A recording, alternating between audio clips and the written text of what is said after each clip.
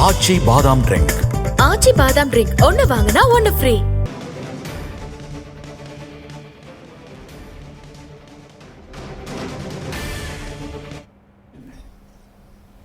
साथियों, आज जम्मू कश्मीर, लद्दाख, सिक्किम, मिजोरम, अरुणाचल प्रदेश, पश्चिम बंगाल और राजस्थान में कई प्रोजेक्ट्स का उद्घाटन हुआ है।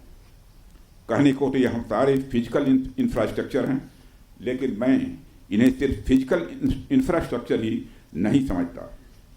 हमें जो सड़कें दिखती हैं, जो पुल दिखते हैं, वह सिर्फ दो स्थानों को जोड़ने वाले नहीं होते हैं, बल्कि वह लोगों के दिलों को जोड़ने वाले होते हैं। इन प्रोजेक्ट से राष्ट्रीय सुरक्षा को तो मजबूती मिलती ही है, साथ ही साथ यह प्रोजेक्ट इन सभी रीजन्स को इकोनॉमिक प्रॉस्पेरिटी को भी बढ़ावा देते हैं।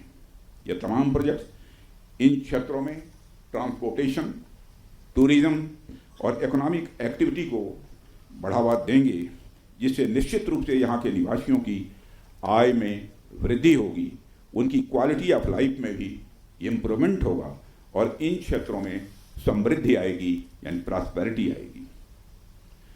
साथियों, मुझे बताया गया कि आज जिन इंफ्रा प्रोजेक्ट्स की शुरुआत की गई है, इनकी टोटल कॉस्ट लगभग 1900 करोड़ रुपए के आसपास की है। मुझे लगता है कि यह केवल उनकी नॉमिनल वैल्यू पर है। इसकी असली वैल्यू है वह तो हम आंक भी नहीं सकते। इन सड़कों के माध्यम से जब कोई बच्ची स्कूल जाएगी और अपना भविष्य बनाएगी, तो उसके इम्पैक्ट का आकलन भी हम नहीं कर सकते। इन ब्रिजेज के माध्यम से जब यहाँ एम्बुलेंसेज दौड़ेंगी और समय पर लोगों को इलाज होगा, उसकी वैल्यू को भी नहीं आंका जा सकता है।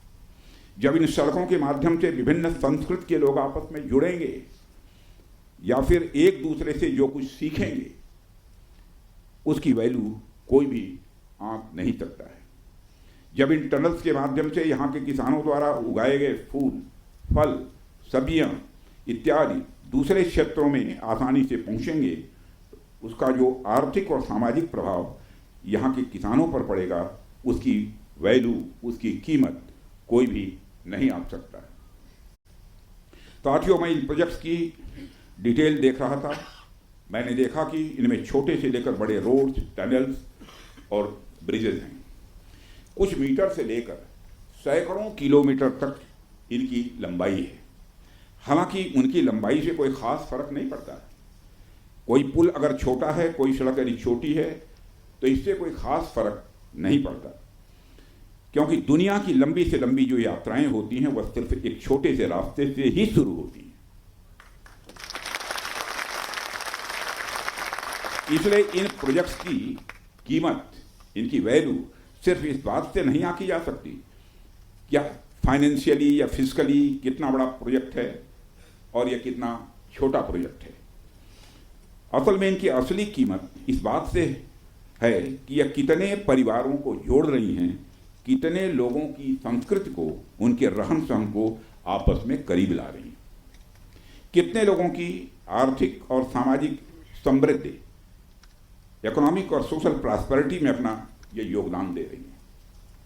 यह प्रोजेक्ट्स लोहे, कंक्रीट या कोलतार से बनी हुई एक संरचना भर नहीं है, बल्कि यह एक कमिटमेंट है, यह एक प्रतिबद्धता है सीमावर्ती क्षेत्र के विकास का। यह एक रिजॉल्व है, यह एक संकल्प है बॉर्डर एरिया में क्वालिटी इंफ्रास्ट्रक्चर बिल्ड करने का। यह एक दृढ़ निश्चयता का, डिटर्मिनेशन है लोगों के दिलों को जोड़ने का। इसलिए मैंने कहा कि ये प्रोजेक्ट्स इन वैल्यूएबल हैं, इनकी कीमत का आकलन नहीं किया जा सकता। साथियों, प्राचीन काल से ही मार्ग मानव सभ्यता के विकास में बड़ी महत्वपूर्ण भूमिका निभाते आए हैं। मार्गों की महत्ता हमारे इतिहास में हमेशा से रही है। जब आप मानवता का इतिहास पलट कर देखेंगे, तो आप ये पाएंगे कि ट्रांसपोर्टेशन रूट्स ने कितना इम्पॉर्टेंट रोल प्ले किया है। इतिहास बताते हैं कि सिविलाइजेशन थ्राइव हुई तो उसके पीछे रूट्स और राजमार्गों का बहुत बड़ा योगदान रहा है। कला, साहित्य, संस्कृति और विज्ञान का प्रचार प्रसार एक क्षेत्र से दूसरे क्षेत्र तक इन्हीं के माध्यम से फैलता है। यदि मैं भारत के संदर्भ में बात करूं तो मुझे यहाँ के दो इम्पॉर्टेंट रूट्स के नाम स्वाभाविक रूप से याद आ रहे हैं। आप शायद उत्तरापथ और दक्षिणापथ के बारे में जानते होंगे या सुना होगा। उत्तरापथ और दक्षिणापथ हमारे इंडियन सब कॉन्टिनेंट के डिफरेंट रीजन्स को एक दूसरे से जोड़ने वाले धागे की तरह है। आप सोचिए, हजारों साल पहले जब संचार के इतने तेज साधन नहीं थे, तब आइडियाज और कल्चर, विचार और संस्कृति एक जगह से दूसरी जगह कैसे पहुंचते थे। पांड्य साम्राज्य का मोती और मदुरई का कपास आखिर मगध के पाटलिपुत्र में कैसे बहुत प्रसिद्ध हो गया। राजकुमार सिद्धार्थ से भगवान बने महात्मा बुद्ध की शिक्षाएं कावेरी पट्टनम तक कैसे पहुंच गई। संगम युग की मणिमैखली की चर्चा कश्मीर तक कैसे फैल गई। जब भारत में मॉडर्न पॉलिटिकल यूनिटी का कंसेप्ट भी नहीं आया था, तब से इन रूट्स ने सभ्यता और संस्कृति के विकास और आदान प्रदान में बहुत ही महत्वपूर्ण भूमिका निभाई है। यदि हम महात्मा बुद्ध के बाद के इतिहास पर भी नजर डालें, तब भी हमें यह देखने को मिलता है कैसे दूसरे क्षेत्रों से आकर लोगों ने भारत की संस्कृति को समृद्ध किया और भारत की संस्कृति से भी उन्होंने बहुत कुछ सीखा भी है। इन मार्गों का महत्व तब भी इतना ज़्यादा था कि व्यापार के लिए समर्पित सड़कें बनाई जाती थी। आप जब सिल्क रूट के बारे में जानते हैं, आप सभी को मालूम है सिल्क रूट के बारे में, जिसने एक तरह से पूरे एशिया और मध्य यूरोप तक को कवर कर लिया था। भारत से भी उस सिल्क रूट का एक बड़ा हिस्सा होकर गुजरता था, जिससे न सिर्फ सामान बल्कि संस्कृति और विचार का भी एक्सचेंज, आदान प्रदान यह होता था।